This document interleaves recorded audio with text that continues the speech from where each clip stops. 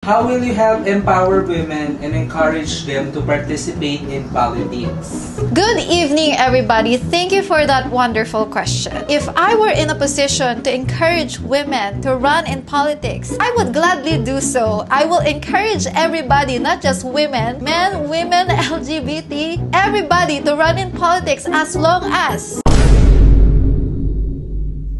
Hi guys! Welcome back to my channel. So today, meron na naman tayong bagong video. And ngayong araw na to, I'm so excited. Medyo kinakabahan ng konti kasi medyo challenging itong gagawin natin for today. Tatlong look yung gagawin natin. Itong mga looks na to is all inspired from the pinaka-recent Miss Universe Philippines pageant, which is, ang gagawin natin today will be Chelsea, si Kat, and si Atisa. It's not gonna be perfect, it's not gonna be exact, but I will try my best to copy all the looks. So anyway, ang unang-unang look na gagawin natin will be kay Chelsea. Ito, ang kanyang look, guys. Ayan yung gagawin natin. So nakapag-skin prep na ako, guys. Naglagay lang ako ng MAC Fix Plus.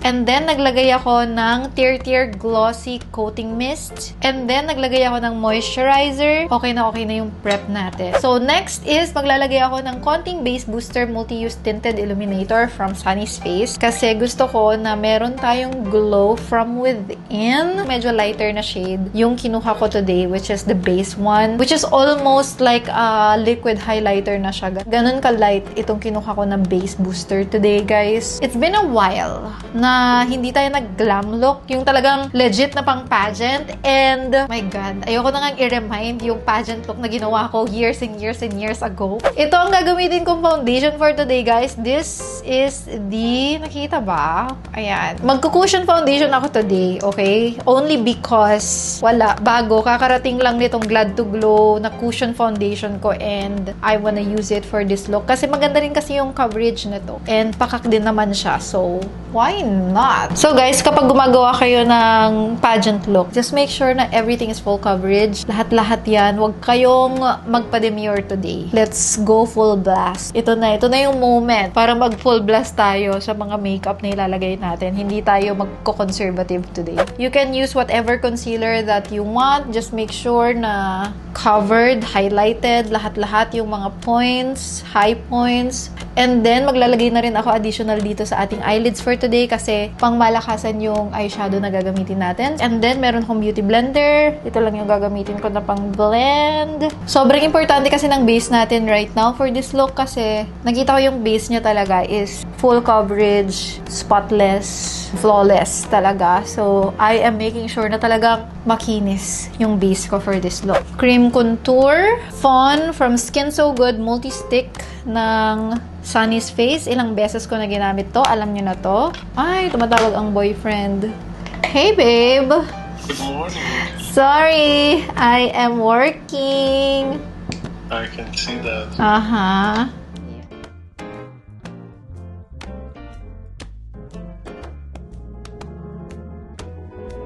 For our translucent powder, ang gagamitin ko is itong Strokes, which is yung Perfect Veil Setting Powder in the shade Rose. This will give us that brightening effect. Parang pinkish yung shade niya. So, tada! Ayan, guys. Tapos ko na ang aking kilay. So, as you can see, medyo pakak yung kilay na ginawa ko because yung kilay ni Chelsea Fernandez doon sa kanyang picture is bold, fierce, and all that. So, yun yung ginaya natin. Yung mga products na ginamit ko is dark brown eyeshadow na ganyan. Benefit Precise Brow, Caroline Brow Flick. Yung eyeshadow ni Chelsea is brown glam. Kaya gagamitin ko ang aking lumang-luma pero wow na Morphe. Meron pa bang ganito ngayon? Guys, lumang-luma na to pero pwede pa naman. Gumagana pa yan. Di ba, Jeng? Wala na akong nakikit lang gumagana. Wala na talaga. Pero for today, gagamitin natin kasi classic look yung eyeshadow look ni Chelsea. Kung meron kayong mas modern tsaka mas maganda na mga pang eyeshadow is go, gamitin nyo lang. Why not, diba? One of my favorite shades dito sa Morphe palette na to. Uunahin natin yan pang warm up ng ating crease. Just like so. And gagamit ako ng fluffy blending brush as usual. And later on, guys, magbe-build up pa yan ng magbe-build up kasi marami pa tayong ilalagay. So, when it comes to eyeshadow, wag padalos-dalos, tsaka wag lagay ng lagay, gets? Pakonti-konti lang up until pa-build up ng pa-build up. Just make sure na medyo i-wing out mo ng konti to give you that parang soft cat eye look. And then ito, isa ring highlight dito sa kanyang eyeshadow look is naglagay sila ng parang gold metallic sa kanyang eyelids. Today, I'm gonna use this metallic eyeshadow from Teviant but I'm not sure kung available pa to. This is the Multi-Glaze Eyeshadow Pen Final Walk. But if it's not available, you can always use naman gold eyeshadow. Just make sure lang to wet para mas matingkad. Hindi mabubuo ang isang pageant makeup kung walang false eyelashes. By the way, yung false eyelashes na ginagamit ko for today is from Polash. So, pag maglalagay kayo ng false eyelashes, tumingin lang kayo sa baba. Mas mabilis maglagay ng false eyelashes kapag ganun.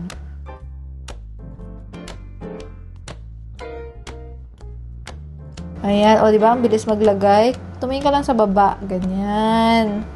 Ay, ang ganda, Mars! Oh, diba? Nakakamiss naman yung mga looks na ganito. Ang tagal ko na hindi gumawa ng looks na ganyan. Nung nakita namin yung breakdown ng makeup niya is, ginamitan siya ng Dior blush. And wala akong ganun. Gagamitin na lang muna natin tong blush ng Vice Cosmetics, which is 295 pesos. Not bad. Ayan. O, diba? Parang ganun din eh. O. Ayan o. Kasi nakita ko dun sa look ni Chelsea is maganda yung pagkaka-highlight ng mukha niya. It's very subtle, but it's there. Gagamitin ko tong Soft and Gentle ng MAC. And this one is maganda to na highlighter. Actually, for stage, for photos, for TV. Yung sobrang ang daming nagtatanong ano nga ba yung lips ni Chelsea sa kanyang Miss Universe look. NARS yung ginamit sa kanyang lips. I don't know what exactly. If wala kang budget for that, I have an option for you. Ayan. Yan yung itsura niya, guys.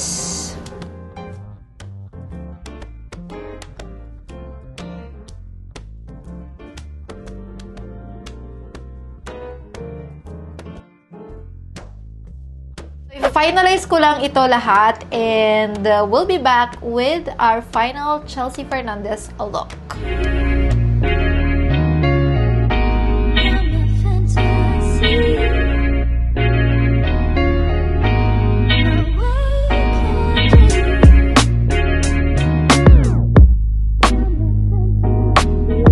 Tada!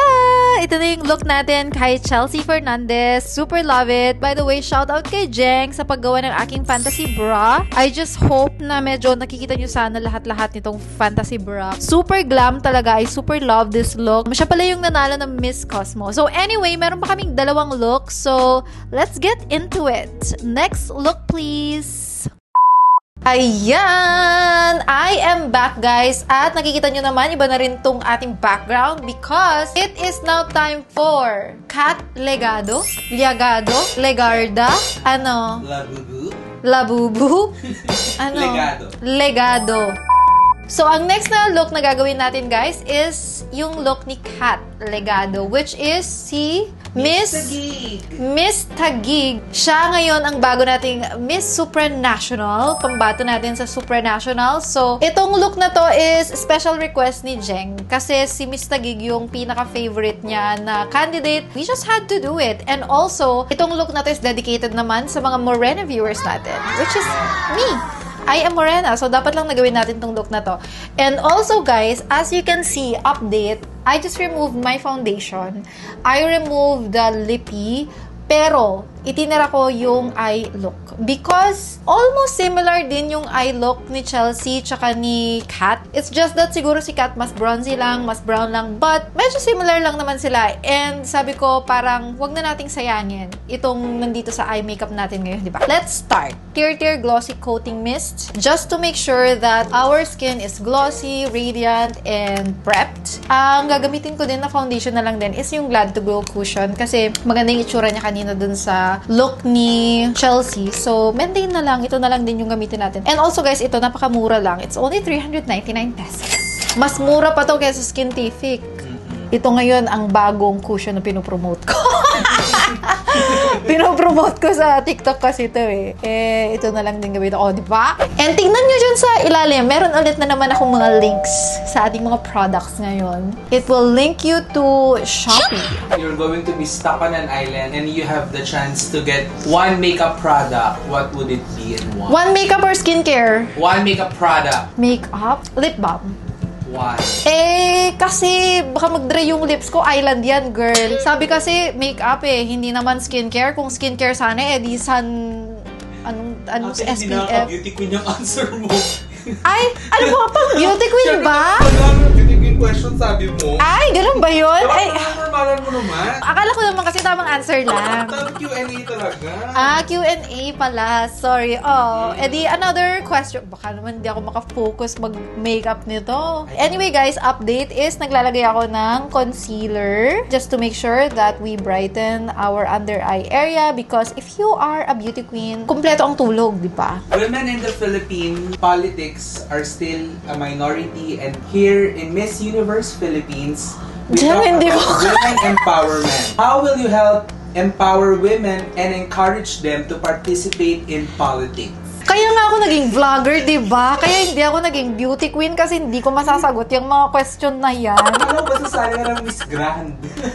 Kung matangkad lang talaga ako, guys, sasali ako sa Miss Grand, promise. Ako pambato ng Philippines sa Miss Grand. Kung matangkad lang talaga ako, legit. Kontesera din ako ng mga pageant, promise. So, yung look ni Kat is, talaga siya? As in, sangkatutak na bronzer, Mars. I am using the Revlon Skin Lights 115 Sun-Kissed Beam, which is, I think ito yung gamit ni Chino dun sa video namin. How will you help empower women and encourage them to participate in politics? Good evening, everybody. Thank you for that wonderful question. If I were in a position to encourage women to run in politics, I would gladly do so. I will encourage everybody, not just women, men, women, LGBT, everybody to run in politics as long as you have the credentials and you have the heart to help people.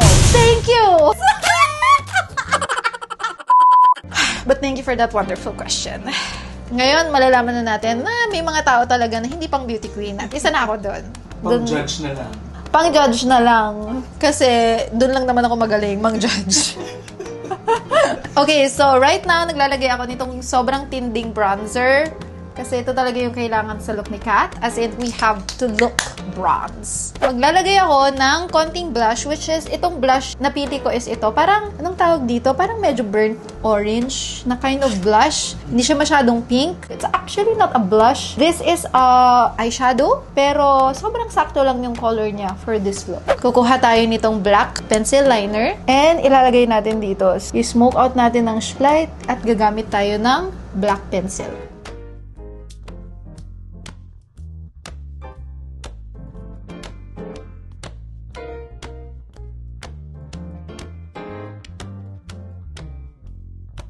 So, ito na guys, maglalagay na tayo ng lip gloss. This is the My Lips But Better Silk Kiss ng Strokes, which is just a nice nude lip gloss. Ayan, ang ganda. And also guys, don't forget to check out yung mga links nandyan sa baba. Kung gusto ninyong i-purchase at bilhin itong mga ginagamit ko ngayon. Kasi, di ba? Maganda, Ito na guys, if finalize ko na yung look, we will be back.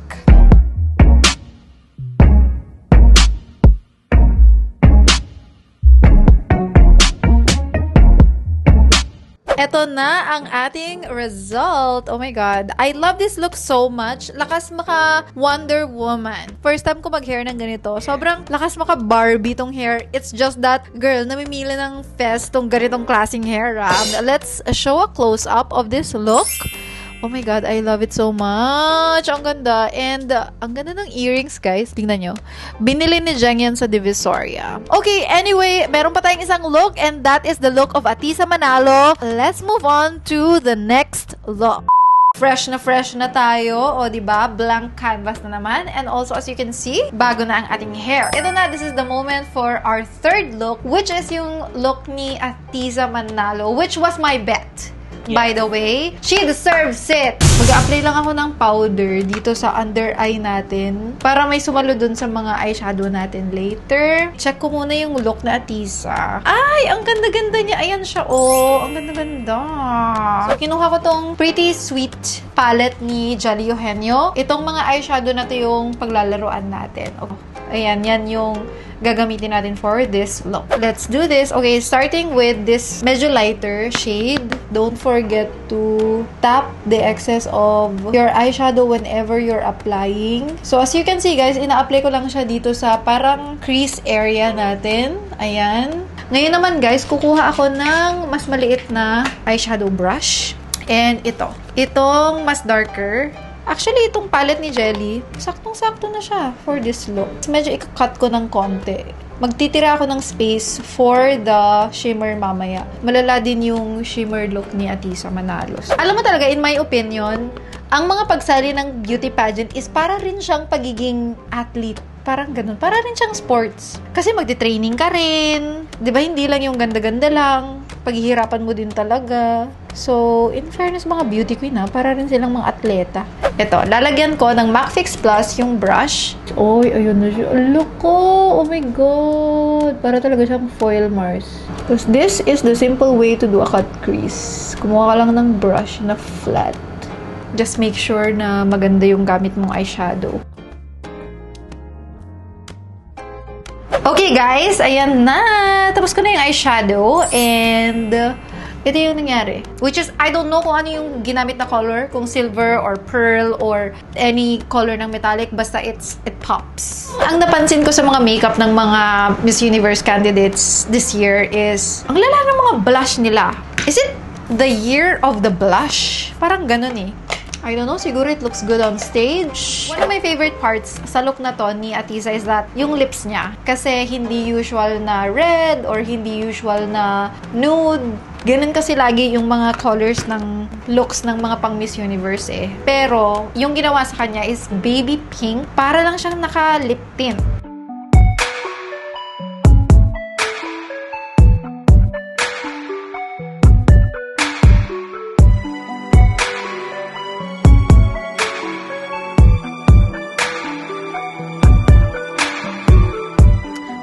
So, ito na guys! Oh my God, ito na ang ating final look for this vlog. And again, shout out kay Jen kasi ginawa niya itong aking fantasy bra. Ayan, ang ganda! Iba-iba yung mga looks natin today, ha? Yes. Kayo, ano yung pinaka-favorite nyong look? Yung kay Chelsea, yung kay Katrina, or yung kay Atisa? Comment below. And also yung mga items na ginamit ko for lahat-lahat ng mga looks is of course nandyan nakalink sa baba. Guys, thank you so much for watching this vlog. Sana nag-enjoy kayo and sana meron kayong mga natutunan today, okay? Thank you so much for watching. Don't forget to like, comment, share, and subscribe. Till my next vlog. Bye! Mwah!